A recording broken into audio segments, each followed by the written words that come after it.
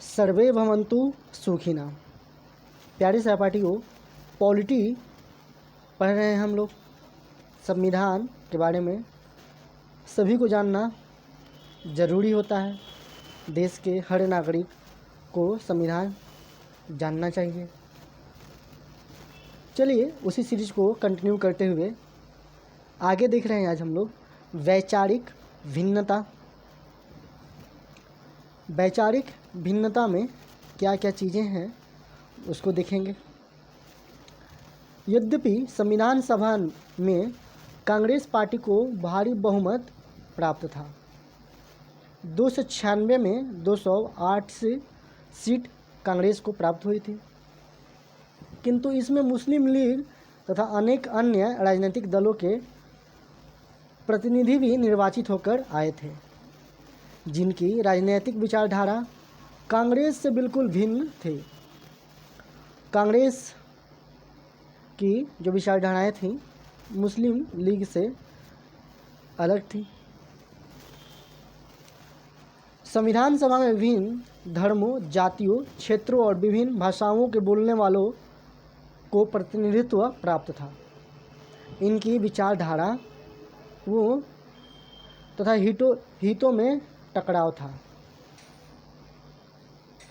मोटे तौर पे हम कहें तो संविधान सभा में उदारवादी, पूंजीवादी, समाजवादी, साम्यवादी, गांधीवादी, परंपरावादी और प्रगतिशील विचारधाराओं के समर्थक सदस्य थे, जो संविधान को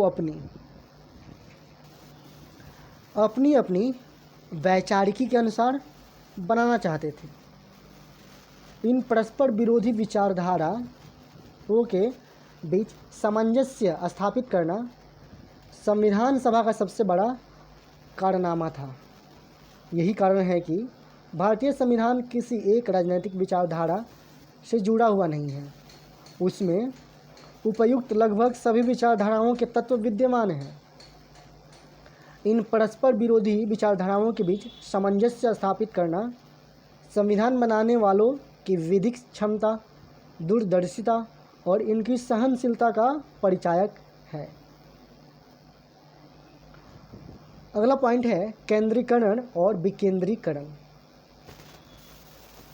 संविधान निर्मात्री सभा में गांधीवादी दर्शन के समर्थक गांधी जी के ग्राम स्वराज्य के सपने को साकार करने के लिए राजनीतिक सत्ता का अधिक से अधिक विकेंद्रीकरण करना चाहते थे। उनका कहना था कि देश में पंचायती राज व्यवस्था को स्थापित करके शासन व्यवस्था में ग्रामीण जनता की भागीदारी को बढ़ाया जाना चाहिए। जैसा कि डीपीएसपी में राज्य के नीति निर्देशक तत्व में देखते हैं हम लोग अनुभाग आर्टिकल 40 में कि पंचायती राज व्यवस्था के बारे में उन्होंने यह भी सुझाव दिया कि पंचायतों का चुनाव मताधिकार के अनुसार होना चाहिए और संसद का चुनाव पंचायतों के सदस्यों के द्वारा अप्रत्यक्ष रूप से किया जाना चाहिए।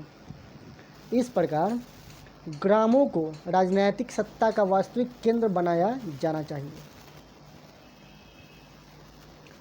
ग्राम स्तर पर सत्ता के विकेंद्रीकरण के प्रबल समर्थकों में और उसके विरुद्ध पंडित जवाहरलाल नेहरू थे। Doctor B R. अम्बेडकर ग्रामों को राजनीतिक सत्ता का केंद्र बनाने के विरुद्ध थे। तो ये दोनों विकेंद्रीकरण के प्रबल समर्थक के विरुद्ध थे। संविधान सभा ने इस समस्या के समाधान हेतु दोनों ही दृष्टिकोणों को संविधान में अपना लिया। उन्होंने शक्तिशाली केंद्र की स्थापना की तो लेकिन गांधीवादियों की मांग को भी नकारा नहीं। संविधान सभा ने पंचायती राज व्यवस्था को नीति निर्देशक सिद्धांतों में शामिल करते हुए राज्य से यह अपेक्षा की कि वे आवश्यकता और परिस्थितियों के अनुसार ग्राम पंचायतों की स्थापना करेंगे और स्थानीय स्वशासन की दृष्टि से उन्हें आवश्यक शक्तियां प्रदान करेंगे। उल्लेखनीय है कि 1993 में किए गए 73वें संविधान संशोधन द्वारा पंचायती राज व्यवस्था को शासन की तृतीय इकाई के रूप में संवैधानिक मान्यता दी गई। 1993 में जब पंचायती राज व्यवस्था को स्थान मिलता है तो उस समय देश में एलपीजी का दौर चल रहा था। अगला पॉइंट है संसदीय बनाम अध्यक्षीय शासन प्रणाली। देश में कार्यपालिका का क्या स्वरूप होगा, यह एक मौलिक एवं महत्वपूर्ण प्रश्न था। संविधान सभा के समक्ष कार्यकारिणी के 3 मॉडल थे। इंग्लैंड की संसदीय प्रणाली, अमेरिका की अध्यक्षात्मक व्यवस्था और स्विट्जरलैंड की बहु कार्यपालिका। समुचित विचार विमर्श के बाद संविधान सभा ने भारत के लिए संसदीय शासन व्यवस्था का चयन किया, क्योंकि अन्य कारणों के अतिरिक्त भारतवासी इस प्रणाली से भली भांति परिचित थे।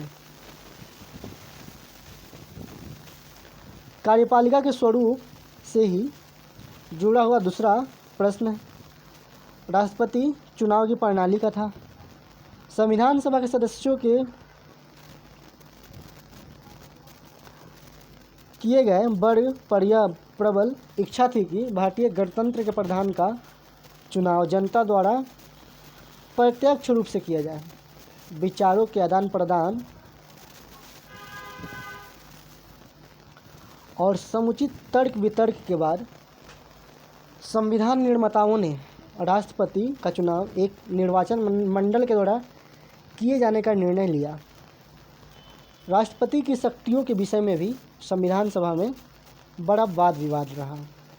कुछ सदस्यों ने यह विचार व्यक्त किया कि राष्ट्रपति को दी गई व्यापक शक्तियाँ, विशेषकर उनकी आपातकालीन शक्तियाँ, राष्ट्रपति को आसानी से तनाशाह बना देंगी और यह शक्तियाँ जर्मनी के वेमर संविधान के समतुल्य है। कुछ अन्य विवादास्पद प्रश्न हैं, तो देखते हैं इसको। केंद्र और राज्यों के बीच शक्तियों के वितरण का प्रश्न गंभीर विवाद का विषय रहा। संविधान सभा का एक वर्ग यह चाहता था कि राज्यों को अधिक शक्तियां प्रदान की जाए, लेकिन निर्णय केवल केंद्र के पक्ष में ही हुआ और आम सहमति यही बनी कि तत्कालीन राजनीतिक अस्थिरता की परिस्थितियों में देश की एकता और अखंडता को बनाए रखने के लिए केंद्र को ज़्यादा शक्तिशाली बनाना चाहिए। नीति निर्देश सिद्धांतों को संविधान में समाहित करने के निर्णय का संविधान सभा में कुछ सदस्यों ने काफ़ी मजाक उड़ाया। उनका तर्क यह था कि न्याय योग्य न होने के कारण नीति निर्देशक सिद्धांतों की स्थिति नैतिक उपदेशों से ज़्यादा नहीं है, जिनका अनुपालन करना राज्य की इच्छा पर निर्भर करेगा। संविधान सभा के कुछ सदस्यों ने यह मांग की कि नीति निर्देशक सिद्धांतों को क्रियान्वित करना राज्यों के लिए अनिवार्य कर देना चाहिए, लेकिन अनेक कारणों से नीति निर्देशक सिद्धांतों को बाध्यकारी बनाना संभव नहीं हो पाया। उपर्युक्त महत्वपूर्ण बिंदुओं के अतिरिक्त संविधान सभा में कुछ और मुद्दों पर भी जैसे भारतीय संघ में जम्मू और कश्मीर की स्थिति, उपराष्ट्रपति के चुनाव तथा वयस्क मताधिकार के आदि के विषय में काफ़ी वाद विवाद हुआ। संविधान सभा ने परस्पर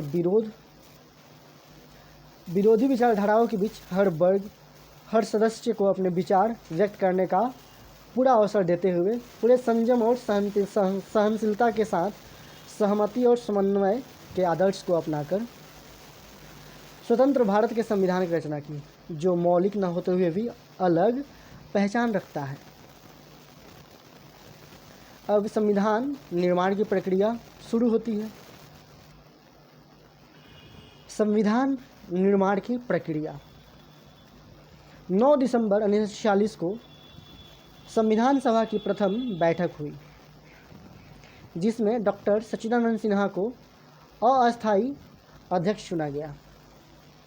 बिहार के डॉक्टर सच्चिदानंद सिन्हा को टेम्पररी चेयरपर्सन चुना गया और सभा के सदस्यों ने रजिस्टर पर हस्ताक्षर करके अपनी उपस्थिति दर्ज कराई। 2 दिन बाद 11 दिसंबर 1946 को डॉक्टर राजेंद्र प्रसाद को संविधान सभा का अस्थाई यानी परमानेंट मेंबर चुना गया। 13 दिसंबर 1946 को पंडित जवाहरलाल नेहरू ने उद्देश्य प्रस्ताव प्रस्तुत किया और जिसमें संविधान के आधारभूत सिद्धांतों और लक्ष्यों का उल्लेख किया गया था। उद्देश्य प्रस्ताव पारित करते हुए नेहरू ने कहा, मैं आपके सामने जो प्रस्ताव प्रस्तुत कर रहा हूं, उसमें हमारे उद्देश्यों की व्याख्या की गई है, योजना की रूपरेखा दी गई है और बताया गया है कि हम किस रास्ते पर चलने वाले हैं। 22 जनवरी 1947 का संविधान सभा ने सर्वसम्मति से उद्देश्य प्रस्ताव को पास किया, जिसके पश्चात संविधान निर्माण का रास्ता प्रशस्त हो गया। उद्देश्य प्रस्ताव की रोशनी में संविधान के विभिन्न पक्षों पर विचार विमर्श के लिए संविधान सभा ने अनेक समितियों को नियुक्त किया, जैसे संघ संविधान समिति, प्रांतीय संविधान समिति, संशक्ति और समिति, मूल अधिकारों, अल्पसंख्यकों आदि से संबंधित परामर्श समिति और 5वां प्रारूप समिति। 30 जून 1947 को ब्रिटिश सरकार द्वारा प्रकाशित की गई योजना के अनुसार देश का विभाजन स्वीकार कर लिया गया। विभाजन के उपरांत संविधान सभा की सदस्य संख्या घटकर 324 हो गई, तो 389 से घट करके ये 324 हो गई। 29 अगस्त 1947 को संविधान सभा ने प्रारूप समिति की नियुक्ति की। डॉक्टर भीमराव अंबेडकर को इस समिति का अध्यक्ष बनाया गया। इस समिति का यह कार्य था कि वह संविधान सभा की परामर्श शाखा तैयार किए गए संविधान का परीक्षण करे और फिर उसे संविधान सभा के समक्ष प्रस्तुत करे। अक्टूबर 1947 में संवैधानिक परामर्शदात्री BN राव के निर्देशन में संविधान सभा के सचिवालय की परामर्श शाखा ने संविधान का पहला प्रारूप तैयार कर लिया। प्रारूप समिति ने फरवरी 1948 में संविधान का पहला प्रारूप संविधान सभा के अध्यक्ष के सुपुर्द किया। प्रारूप संविधान के प्रकाशित होने के बाद उसमें संशोधन के बहुत सारे सुझाव प्राप्त हुए। एक विशिष्ट समिति ने इन सुझावों पर विचार विमर्श करने के उपरांत प्रारूप संविधान का पुनरीक्षण संस्करण प्रकाशित किया। 15 अक्टूबर 1948 से प्रारूप संविधान पर विचार प्रारंभ हुआ और इस वाचन से लगभग 7,635 संशोधन प्रस्तुत किए गए, जिसमें 2,473 संशोधनों पर सविस्तार विचार किया गया। 26 नवंबर 1949 को संविधान अंतिम रूप से संविधान सभा द्वारा पारित किया गया और 26 जनवरी 1950 को उसे लागू कर दिया गया। इसी दिन संविधान सभा ने स्वतंत्र भारत की अंतरिम संसद का स्वरूप धारण किया। तो संविधान को बनाने में 2 वर्ष 11 महीना 18 दिन का समय लगा और संविधान के प्रारूप पर 114 दिनों तक चर्चाएं हुई। 26 नवंबर 1949 को संविधान अंगीकृत हुआ और संविधान के कुछ अनुच्छेद उसी दिन से लागू कर दिए गए, जबकि संपूर्ण संविधान 26 जनवरी 1950 को लागू हुआ। 1930 में इसी तारीख यानी 26 जनवरी को भारतीय राष्ट्रीय कांग्रेस ने पूर्ण स्वतंत्रता का संकल्प लिया था। रावी नदी के तट पे लाहौर का वो अधिवेशन था कांग्रेस का, तो उसी दिन ये लागू करने का फैसला किया गया।